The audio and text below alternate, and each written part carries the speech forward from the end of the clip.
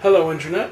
My name is Javier Casanova, also known as the Dragon Lord, and I'm here today because a friend of mine on Tumblr, Kira Kennedy, reblogged this little voice challenge thing, and I thought it would be fun, so here's my attempt at it. We gotta go through, I think... Oh god, how many is this? I don't even know how many of these there are, but we have to go through quite a few of them, so it's gonna take me a while. I'm supposed to do them all in one recording. Otherwise, I was supposed to reblog and have other people tell me what to do, but I don't roll that way. Anyways, starting off, I have to recite a poem. Now, anyone who's played Kingdom Hearts should be very familiar with this particular poem.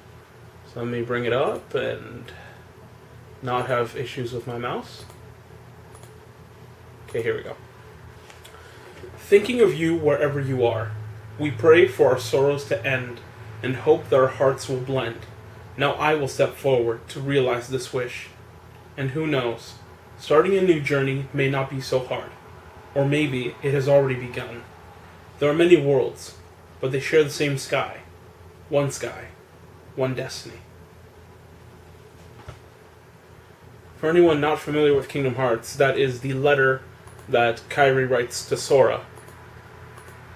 I believe it's in Kingdom Hearts... I know it's in Kingdom Hearts 1 at some point. I don't remember if it's in Kingdom Hearts 2, though.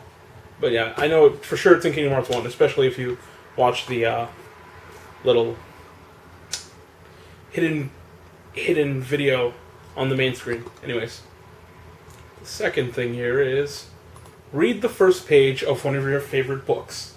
Okay, so I'm not a big reader. I don't read many books. I've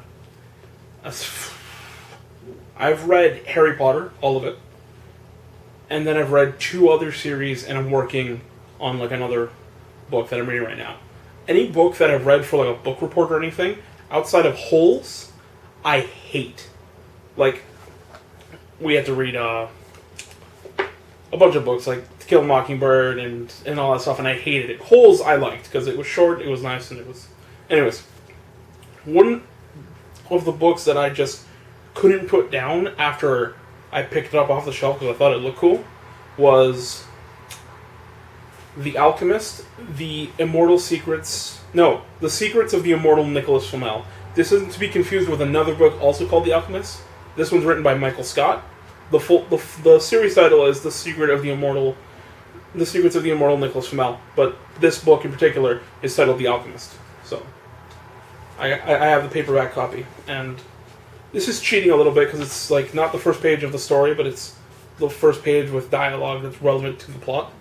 It opens with a little prologue type letter. So, here we go. I am legend. Death has no claim over me. Illness cannot touch me. Look at me now, and it would be hard to put an age upon me. And yet I was born in the year of our Lord, 1330, more than 670 years ago. I have been many things in my time, a physician and a cook, a bookseller and a soldier, a teacher of languages and chemistry, both an officer of the law and a thief. But before all these, I was an alchemist. I was the alchemist. I was acknowledged as the greatest alchemist of all time, sought after by kings and princes, by emperors, and even the Pope himself. I could turn ordinary metal into gold. I could change common stones into precious jewels. More than this, I discovered the secret of life eternal hidden deep in a book of ancient magic. Now my wife, Paranel, has been kidnapped and the book stolen. Without the book, she and I will age. Within the full cycle of the moon, we will wither and die. And if we die, then the evil we have so long fought against will triumph. The elder race will reclaim this earth again, and they will wipe humanity from the face of this planet. But I will not go down without a fight, for I am the immortal Nicholas Flamel. From the daybook of Nicholas Flamel, alchemist, writ this day, Thursday, 31st May, in San Francisco, my adopted city. Yeah, it's a really fun book. It's about 2 kids who end up getting drawn into this world of magic, and they're trained by some historical figures that have had their like stories twisted in a way that makes them more supernatural. Like obviously they meet up with Nicholas Flamel, who they learn is a famous alchemist, and Paranel, who is a powerful sorceress, and then they also meet one of the Knights of the Round Table, and he is one of my favorite characters in the book because like you meet him and he's driving a taxi cab. That's how you first meet him in London. It's just fantastic. Oh my goodness, the book is amazing. Like the series is amazing, but if you decide on reading it, there are some inconsistencies, especially when you get near, I believe it's either the last book or the second last book, because they mention someone having something, and if you read the book previous, you realize that person wasn't there at the time when everyone else received those things, but the book reads as if that person was present at the time, which is completely impossible given the events. It makes sense when you read the series and you understand what I'm talking about. Otherwise, it would be spoilerific, and I really don't want to ruin this series for anyone. The ending, however, is a little bit anticlimactic, and if you read spoilers ahead of time, you kind of ruin the book for yourself. Okay, on to the next one. Read the little blurb on the back of your shampoo bottle. Alright, I have Dove Men Plus Care Fortifying Shampoo Conditioner. It's a fresh, clean 2-in-1. Whatever. I like it. It's better than the other shampoos. Although, like, it leaves my hair nice and fluffy. Okay. I haven't used it today, though. So, for deep, clean hair and refreshment, smoky barbecues, muddy pitches, a hot day, men relax their way. Fresh, clean 2-in-1 helps hair recover from all that action. It has It has methanol to refresh while it washes away dirt and grease. Your hair will be ready for more chilling out. Man-proof your hair. I don't know, that's kind of stupid. But anyways, the shampoo's okay. Like, it does what shampoo's supposed to do.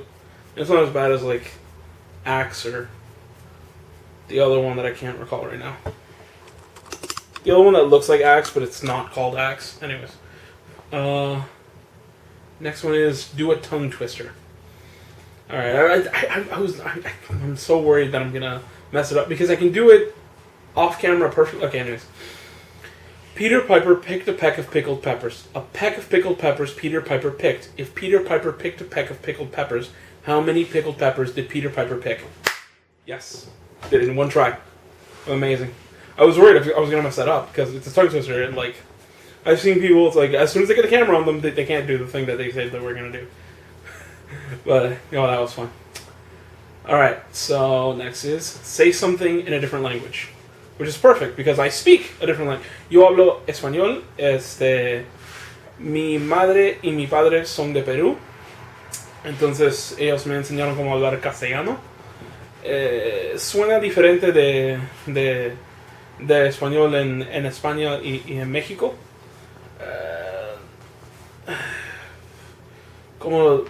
¿Cómo se dice? Yo he encontrado unas personas que hablan diferente, pero dicen que hablan castellano, pero no suena el mismo. No sé. Puede ser porque yo nací aquí en Canadá y mi pariente es en Perú. Bueno, mi mamá nació en Perú, pero mi papá también, pero él vino a Canadá cuando tenía como 2-3 años. Entonces él no hablaba como mi mamá. Mi mamá habla más. Ella estaba en Perú para casi medio de su vida y ahora ella vive en Canadá también. Pero para el mismo tiempo, ella vivió en Perú para 20 años y ahora está aquí más que 20 años. Tengo 20. Sí, casi 21, 22 años. Okay, sorry. English again. Anyone who speaks the Spanish... Anyone who speaks the Spanish... What's wrong with me? Anyone who speaks Spanish can understand what I was saying just there. Otherwise, sucks for you, doesn't it? Next is... Do the rains in Spain stay mainly on the plains?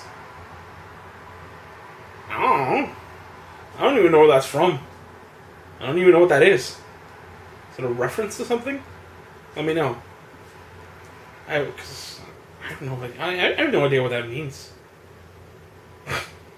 On to the next one then. Summarize the last film/TV show you watched. Okay, that's going to be hard because the last show I watched was a web series, and before that it was I just finished watching some anime earlier today. So whatever, I'll say both, and then you decide which one counts as the last one I watched, because the web series I just finished watching no more than like an hour ago. And if you're familiar with Chris Niosi, I was watching one of his videos from the Gemini arc in Tome, which stands for Terrain of Magical Expertise. It's a fun series. It's kind of like Dot Hack in a way. Well, like, the story is that there are these 5 characters who all play this one online game, which has reached similar popularity levels to like The World from Dot Hack or Sword Art Online. And Sword Art Online, well, I can't even. No, just no, just no. So yeah, there was that. Anyways, no, like, the series is great. In the last episode, the main characters were finishing up finishing up the semifinals and the final rounds of a tournament. So it gets kind of complicated because it's like deep in the plot, but I'll try and condense it as best I can. The main character, Alpha, has a virus in his character model, which is slowly taking over his mind. Meanwhile, you have one of the main antagonists named Zeto, who is trying to extract the virus because he felt its effects before and he wants to get rid of it. So he's hired some hackers to lure Alpha away from the tournament for a little while, so that they can try and pull the virus into a shield that has special like draining abilities. Because it's supposed to be a shield where, like, if you attack enough times, it absorbs the damage and then releases it as an attack. So they try that. They partially absorb the virus into the shield, but it doesn't work. So they fail. Cue Alpha and his friend Flame Girl entering the tournament ring.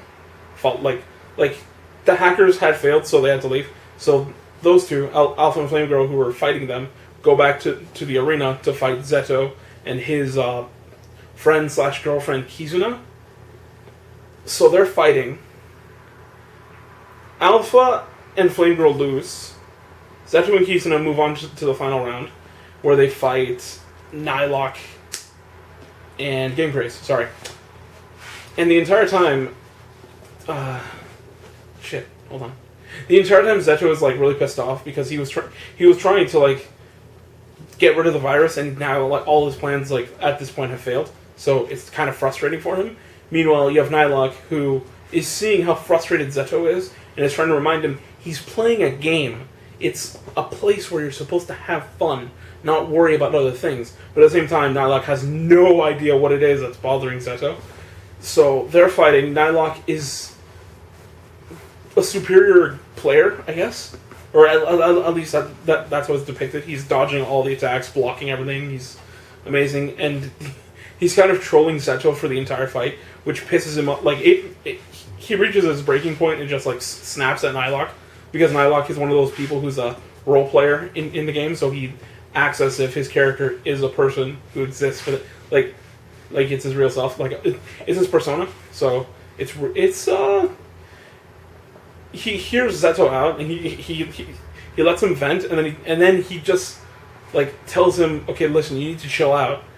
But then Zeto won't have it. He attacks, and Nylock has this thing equipped onto his weapon, similar to the Drain Shield from earlier in the episode. He has the Drain Edge on his sword, so he uses it to block the incoming attack.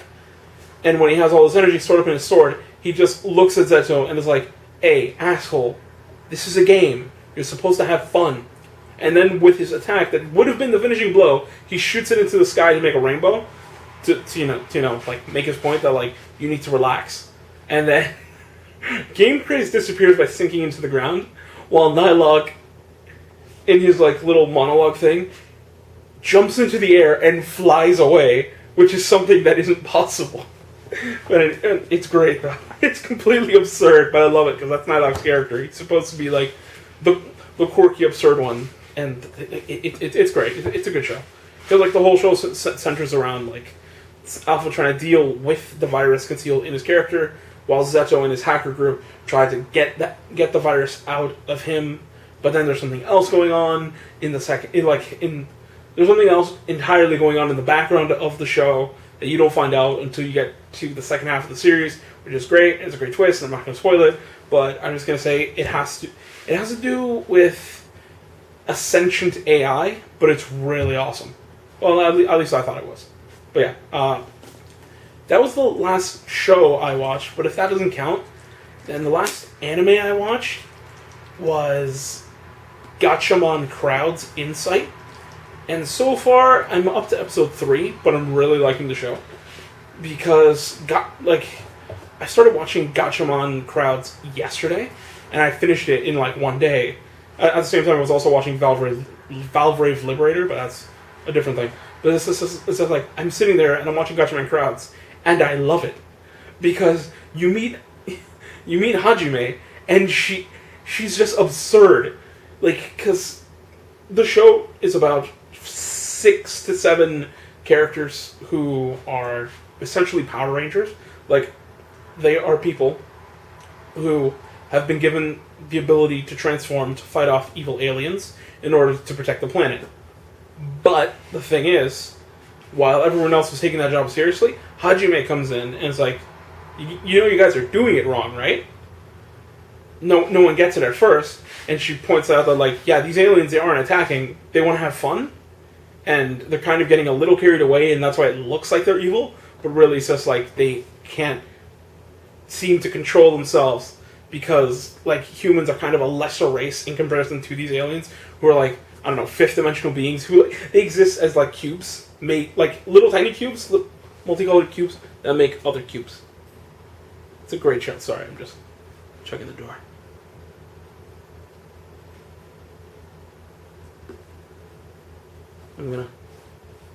Okay, sorry.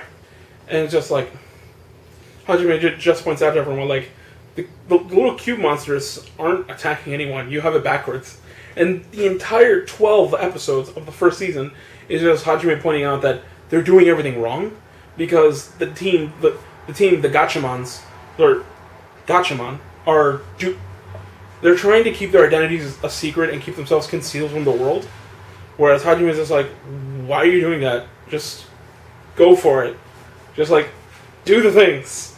It's kind of weird. It's absurd, because it takes the idea of, like, you're a secret team, you have to keep it a secret, and turns it on his head, where it's like, yeah, but it's okay to tell everyone the secret, because we're here to protect them. If you tell them that, if you communicate to people what you're doing, they will understand. And that's kind of like, I don't know, to me that was kind of like part of one of the big messages of the show, which was communication. And no one understood the main villain except for Hajime. Hajime did, because she's just like that wacky and absurd. She's that character who looks like she's always upbeat and just like is quirky and weird and fun. But she gets moments where she gets like a couple of moments, especially in the ending song where it's like it's written plain as day. Like, that's just a front, but she has to keep up that front at all times. Like, there's no point in the series where she's never not like up here where everyone else is over here. She is always just like kind of a cloud cuckoo lander, or is that how you say it? And it, like, her head is always in Kooky Town, but it's in a fun way that makes sense on its own, because she has like a childlike innocence while at the same time having like the wisdom of like an older person. It's great. It's great. So in the last episode that I watched, the Gatchaman are fighting a new enemy who. Wait, hold on. There is one more thing I need to explain. One of them, he's not an antagonist per se. He's more like like a contagonist, I guess, because his goals kind of run contrary to the Gatchaman, or at least the Gatchaman's goal runs contrary to his. I forgot his full name. I only know his name is Rui, but his whole thing is that he wants to update the world. So he uses his ability that lets people summon these digital beings that are the physical manifestation of their emotions and thoughts. And he wants to, like, use them to make... Basically, everyone is a hero, because his program, Galax, is like a new kind of social network where everyone can help everyone in a literal sense. So if there's, like, a car accident, and there's, like, a nurse nearby who has Galax on her phone will tell her, oh, there's been a car accident, go over there and, like, I'll help out, and she'll run over there, and she'll help out the people who are injured and stuff. And it's great. It's a great idea on paper, but he's too much of an idealist about it. So that's happening at the end of the first season. Spoiler warning. Skip ahead a little more. I don't know. I guess I'll put up a time code or something.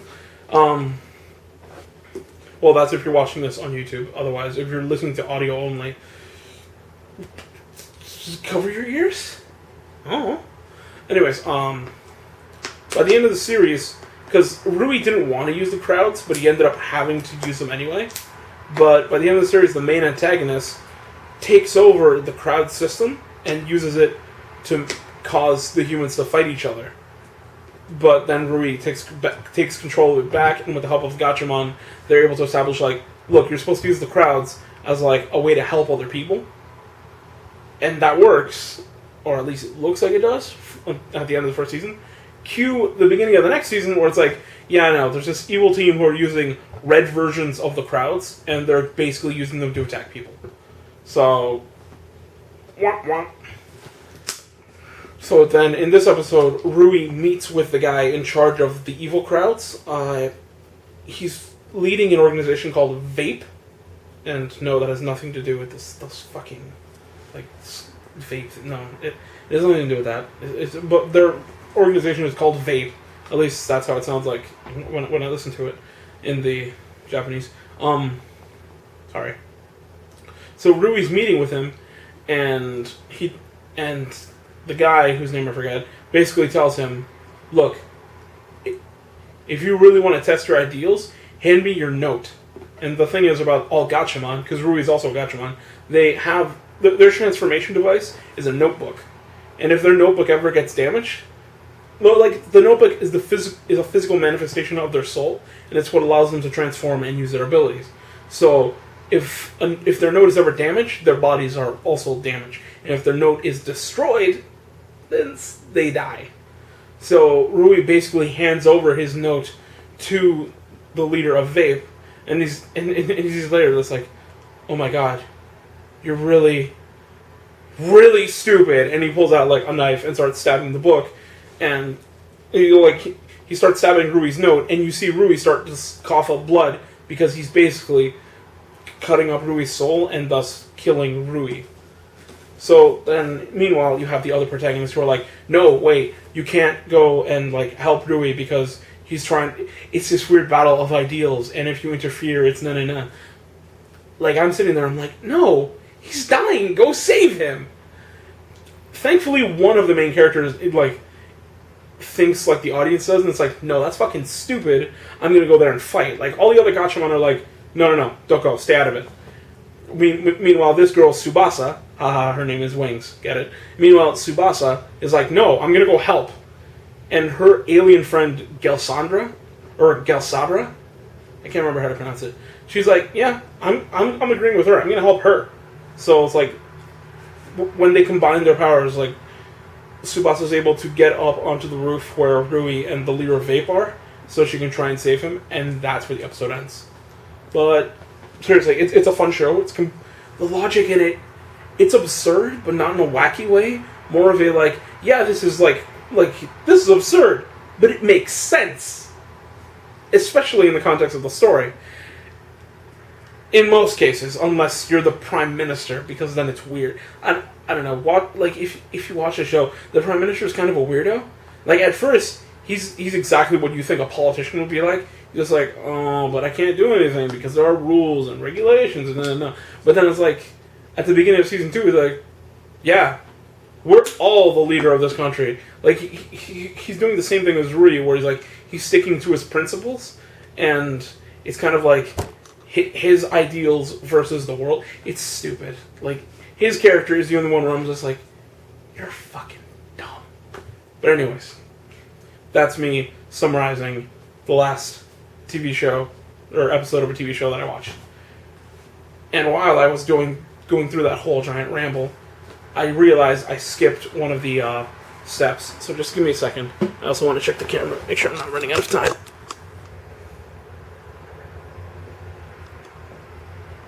Okay. Wait. Okay. Gonna have to cut this short. Alright, I'm gonna end this one here, and then I'll start it again right away.